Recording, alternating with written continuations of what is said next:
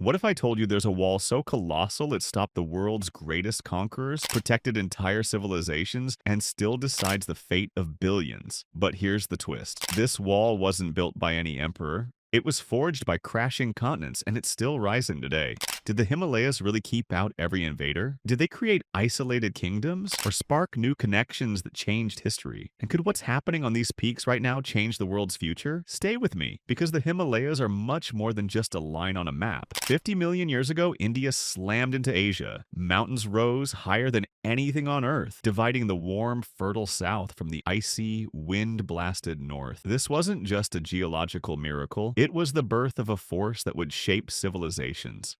For millennia, the Himalayas acted as a shield for ancient India. Armies from Persia, Central Asia, and beyond faced walls of ice and endless stone. Many turned back before even setting foot in the subcontinent. Genghis Khan's cavalry swept across Eurasia, conquering everything from China to Eastern Europe. But when his generals eyed India, the high mountain passes and brutal weather forced them to reconsider. Despite several raids into what's now Pakistan, the Mongols never launched a full-scale invasion deep into India. The logistics and deadly conditions made it nearly impossible. Or look at Alexander the Great.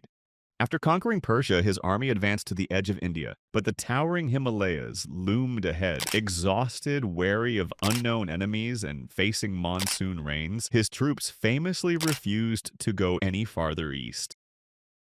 As powerful Islamic empires rose in Central Asia, most invasions were funneled through the far western Khyber and Bolan passes, dangerous but survivable routes skirting the true heart of the Himalayas. The highest, snow-choked peaks remained a near-total barrier. Time and again, the mountains turned legendary conquerors into retreating legends. But crucially, the Himalayas weren't a perfect wall. Sometimes invaders found hidden passes. More often, it was traders, monks, and new ideas that filtered through, changing cultures on both sides. The Himalayas became a gateway for exchange, not just a fortress.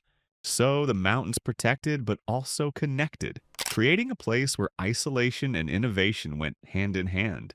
But let's stop for a second and ask the ultimate what if? What if the Himalayas had never existed? Would ancient India have become just another province in a vast Eurasian empire? Would Buddhism, Hinduism, and local languages have survived? How different would the map and the story of billions be today? Keep watching, because what happened, because these mountains exist, is even more incredible. Because the Himalayas stood firm, entire civilizations flourished in their shadow, each shaped in unique ways by the world's greatest mountains. Start in Nepal. Cradled by the highest peaks on Earth, Nepal became both a fortress and a crossroads. Traders and pilgrims once wove through its mountain passes, blending ideas and faiths. Today, it's the birthplace of the Buddha and the ultimate destination for adventurers worldwide. Mount Everest, the planet's tallest summit, towers above all, drawing thousands of climbers, trekkers, and dreamers every year. For many, simply reaching its base camp is a life goal. This single mountain has put Nepal on the global stage, fueling a vibrant culture of hospitality and a unique mix of ancient tradition and international exchange. Did you know? Because of the constant geological push beneath their feet, Everest actually grows by about 4 millimeters every year, so the world's tallest mountain is still getting taller. Then, west to Pakistan. The western reaches of the Himalayas carve a dramatic path through Pakistan, giving rise to some of the world's most awe-inspiring landscapes and cultures. Here, 3 colossal mountain ranges, the Himalayas, the Karakoram, and the Hindu Kush, collide in a geological tangle unmatched anywhere on Earth. Towering over the land is K2, the second highest mountain in the world, challenging climbers with its steep faces and unpredictable weather. The valleys below, like Hunza and Gilgit, are home to ancient fortresses, vibrant villages, and unique cultures shaped by centuries of trade along the old Silk Road. These valleys served as vital links between Central Asia and the Indian subcontinent, with traders, pilgrims, and armies all passing through. Today, Pakistan's high mountain passes, such as the Kunjarab Pass, remain important gateways between South and Central Asia, while the region's rivers, fed by Himalayan glaciers, support millions downstream. In Pakistan, the Himalayas are both a natural fortress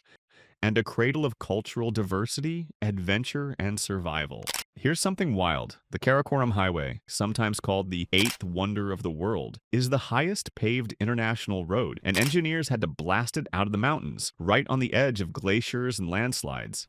Travel east to Bhutan. Isolated by sheer cliffs and deep forests, Bhutan chose a different path. To protect its way of life, this tiny kingdom limits tourism and bans plastic bags, becoming the only carbon-negative country in the world. Here, happiness is official policy, measured not in money but in gross national happiness.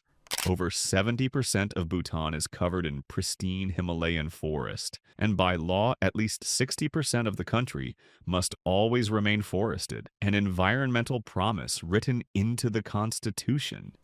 Move south to India. The Himalayas do more than cast a long shadow. They bring life itself. The Ganges and Brahmaputra, rivers sacred to hundreds of millions, begin as trickles of ice high in these mountains, then roar across the plains, nurturing crops and legends alike. Whole civilizations depend on this annual meltwater. A little-known fact. The Himalayan glaciers are called the third pole because after the Arctic and Antarctic, they hold the most ice and fresh water on Earth, directly supporting over 1 billion people in India, Bangladesh, and beyond. Then to the vast Tibetan plateau. At 3 miles above sea level, Tibet became the roof of the world, a land of monks, myth, and mystery. Sometimes a kingdom in its own right, sometimes caught between empires, Tibet's identity has always been intertwined with the high, cold winds of the Himalayas. Did you know? On the Tibetan plateau, the air is so thin that boiling water isn't hot enough to cook rice. So, local diets rely on barley and yak butter instead, and even the way people breathe has evolved over generations. Weather, water, and worlds apart. So what makes the Himalayas so special? Even compared to the Andes, Alps, or the Atlas Mountains, it's not just the height, it's the power. The Himalayas are like a giant wall standing between two worlds. They block entire weather systems, forcing the monsoon rains to rise and fall as some of the heaviest rainfall on Earth on the southern slopes, creating lush jungles and river valleys. At the same time, the northern side lies in a dry rain shadow, with the Tibetan plateau becoming almost desert-like. This natural barrier is so massive it helps shape the jet stream, affects the Asian monsoon, and literally controls the climate for much of the continent. But it's more than weather. The Himalayas are the youngest and fastest growing mountain range on Earth. Still rising, still shaking, and still changing. They connect and divide cultures, religions, and histories. Their glaciers feed the biggest rivers in Asia, and their valleys are home to languages, peoples, and ways of life found nowhere else on the planet. No other mountain range controls the fate of so many people, shapes the climate of an entire continent, or creates such an impenetrable and inspiring wall between worlds. Today, the Himalayas still shape destinies, sometimes in dramatic, even unexpected ways. In borderlands like Kashmir and Arunachal Pradesh, lines drawn on maps by distant powers now cut through mountains and even through villages, splitting families and communities between rival nations. Old rivalries take on new forms. Indian and Chinese troops have faced off at icy outposts, sometimes just meters apart, while local herders cross borders that shift with the melting snows. Who gets to cross these borders? Who owns the land, the resources, or even the rivers? The answers change with every negotiation and every standoff.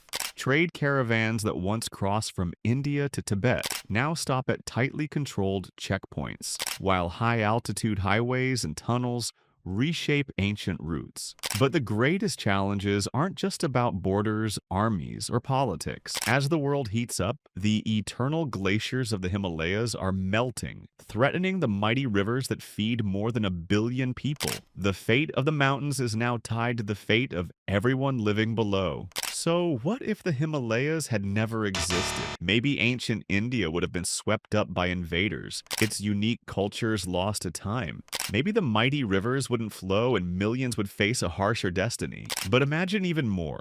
Without the Himalayas, the summer monsoon might never reach the fields of India and Bangladesh. The lush jungles and fertile plains could be arid grasslands, and the world's biggest river systems would simply vanish. Tibet might not be a roof of the world, but just another plateau. The cultures, faiths, and languages that grew in these high places might never have taken root. Over 1 billion people would lose their third pole, the glaciers and ice fields that provide water, energy, and life. The climate of an entire continent would be changed. The Himalayas don't just make weather, they help shape the very winds and rainfall patterns of Asia. Want more stories where geography changes the world? Subscribe, join Map Mind Nation, and tell us, what border or natural wonder should we explore next?